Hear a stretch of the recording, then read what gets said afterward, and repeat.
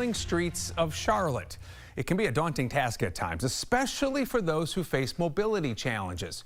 Roughly 3.3 million people here in the United States need a wheelchair to get from point A to point B, including Melanie Dunston. Our Dedrick Russell followed Melanie around Uptown to see the challenges she faces on a day-to-day basis. And it's tonight's cover story. Now, usually people don't stop right here. On this day, we met Melanie Dunston at 4th and McDowell as she was leaving the Mecklenburg County Courthouse.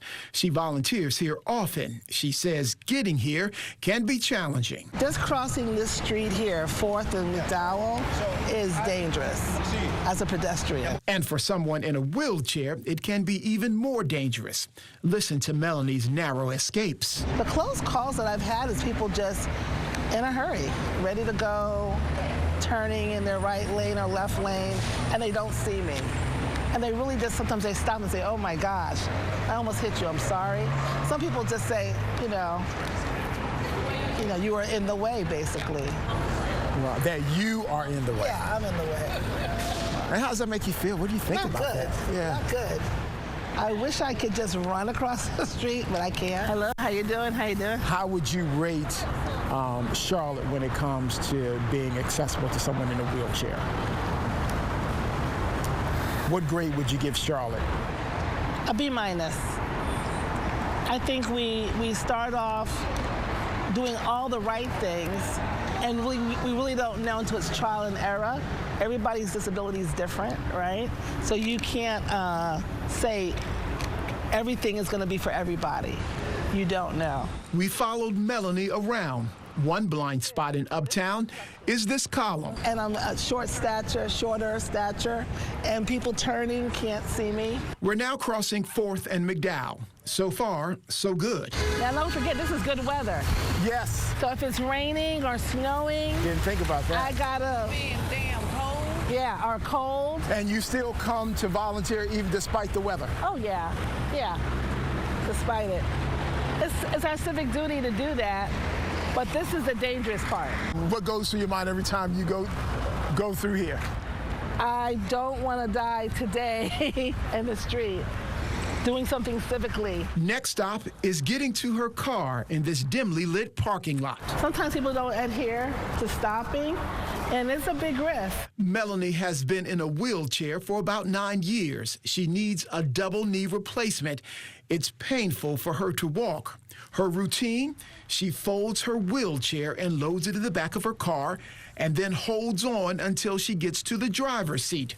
An electric wheelchair is just too expensive for her. Well, from the courthouse, we went to CPCC. She attends classes there. She also does volunteer work at the campus. The challenge for her is going up this ramp.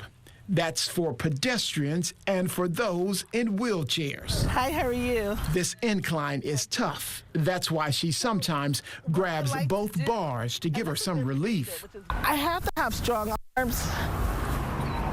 Oh, my goodness. And you're not thinking about if it's raining or if it's snowing or someone's chasing me. Right. I gotta help. I gotta help. Let's see how it looks. Okay. I want you to see how it feels.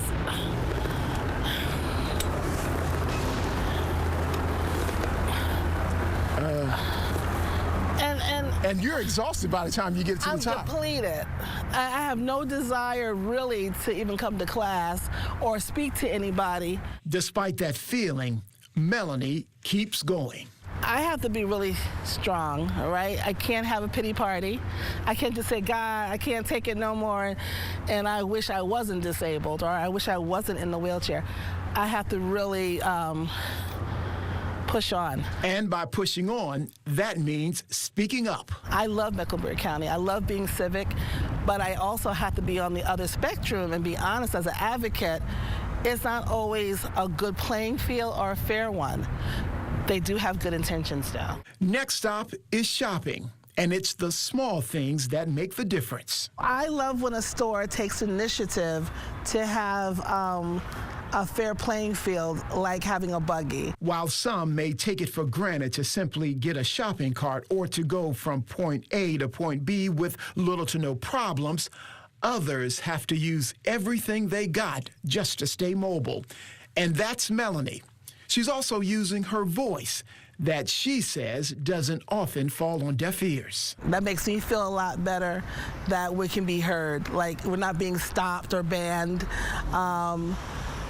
That's everything, to be heard.